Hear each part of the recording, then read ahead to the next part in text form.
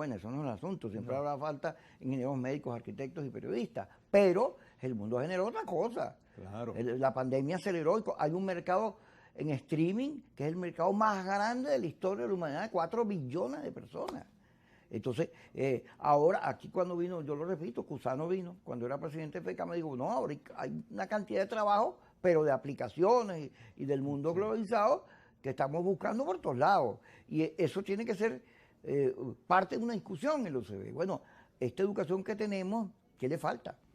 Mira, en la universidad hay lo que hemos denominado un pensum oculto, que es aquel que se ha ido reformando por la vía de la dinámica entre el profesor y el alumno. Es decir, los profesores con sus estudiantes comienzan a examinar la realidad y consiguen que el programa que tienen para ejecutar, formalmente hablando, no es suficiente. Y van incorporando temas y discusiones, la nanotecnología, la robótica, la inteligencia artificial, en fin, la biotecnología. Todo eso forma parte del debate que cumple no solamente una facultad u otra, todas las facultades. Ahora, ¿qué es lo que hay que hacer allí? Ahí lo que hay que hacer es que toda esa experiencia de discusión que se tiene en la universidad, producto de la discusión profesor-alumno, que es muy importante, o los centros de investigación, que también es de suyo relevante, se puedan integrar y puedan facilitarse tras la reforma de los pensos, igual con las normas. Los acuerdos internacionales que tiene la universidad, los acuerdos con organismos empresariales internos, los acuerdos con la comunidad extendida, que es un factor muy importante, que es relevante para el futuro, tienen que ser mucho más ágiles, mucho más expeditos. ¿Qué es lo que ocurre? Que muchas veces las normas y los reglamentos son el cementerio de las ideas y hay que hacer lo posible porque no sea así. En la medida que un acuerdo no sea rápidamente resuelto, es decir, ejecutado y medido sus resultados, obviamente eso trae frustración. Entonces, en la medida que podamos resolver el problema de la actualización de los pensos de estudio, o los pensa como si una renovación, pero parece que no es lo correcto de acuerdo con la Real Academia ahora, pero eso es asunto de otra discusión que no es la nuestra. Si en la medida que podamos entonces hacer que redimensionar la universidad en términos tales que permita que los currículos sean abiertos, que los estudiantes puedan recorrerlo de manera mucho más flexible que hasta el momento, y eso se puede hacer, sobre eso hay experiencia que lo tienen algunas facultades más que otras. Es decir, en la medida que podamos hacer eso, estar atento a lo que el país está pensando, lo que el mundo intelectual está pensando. El mundo del conocimiento es cosmopolita.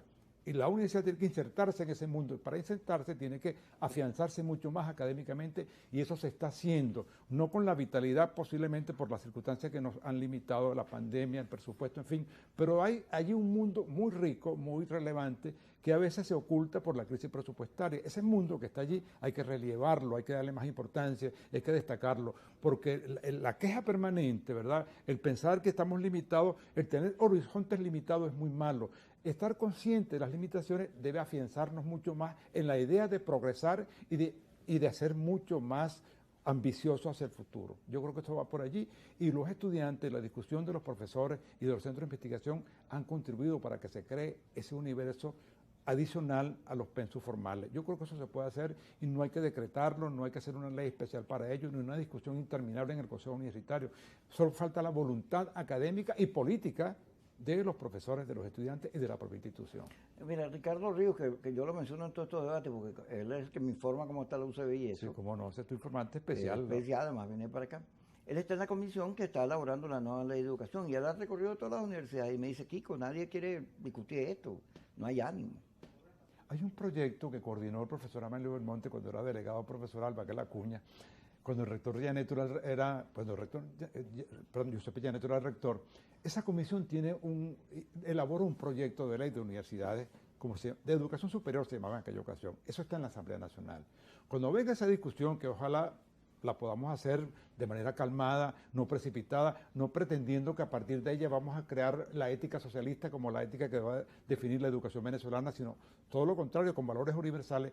La universidad tiene recursos para ello y tiene proyectos para ello. Igual lo podemos conseguir en la ULA y en la Universidad de los Andes y en la Universidad del Zulia. Es decir, las universidades tienen suficiente argumento para discutir una ley de universidades. Lo que ocurre es que quizás el ambiente no es el propicio, pero una vez que salgamos de las elecciones, porque hay algo que hay que decirle al resto de las universidades hermanas, utilicen esta experiencia de la UCB como un laboratorio importante, un laboratorio de democracia, de civilidad, de que es posible hacer las cosas y cambiar de manera democrática nuestras autoridades y fortalecer la institución en términos académicos y en términos políticos. Ambos tienen que ir entrelazados.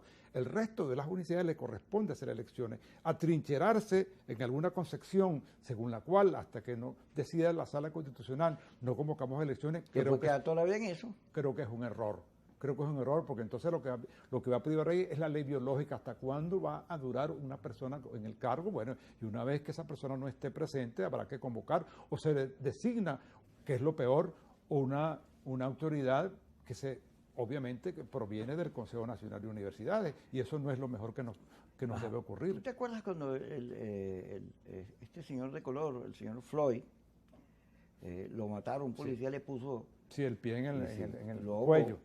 Sí. Se produjeron en todo el mundo, se produjeron protestas, pero en Estados Unidos, en plena pandemia, que aquello fue un desastre. Sí, sí. Obama, que a mi juicio es uno de los jefes de la política, brillante. Inteligente, muy inteligente, muy ponderado, sí. muy, diríamos, empoderado de lo que debe ser un presidente de una potencia como esa. Entonces, él dice, fíjate, hay una crisis en la democracia. Sí. Él dice que esas protestas debían producir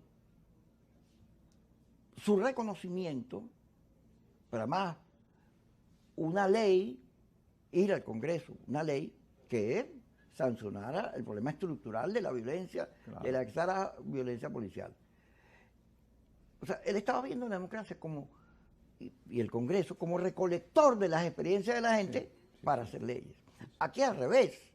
Aquí se discute ley del teatro, ley del gol, ley para jugar metra, una cantidad de cosas que no necesitan. Sí, con un reglamento suficiente, claro, muchas sí, con reglamento. Pero las cosas complejas, nodales, sí, no son incorporadas de la sociedad hacia el Congreso, a la Asamblea y hacia la Constitución, ¿no? Es un proceso que habría que pensar.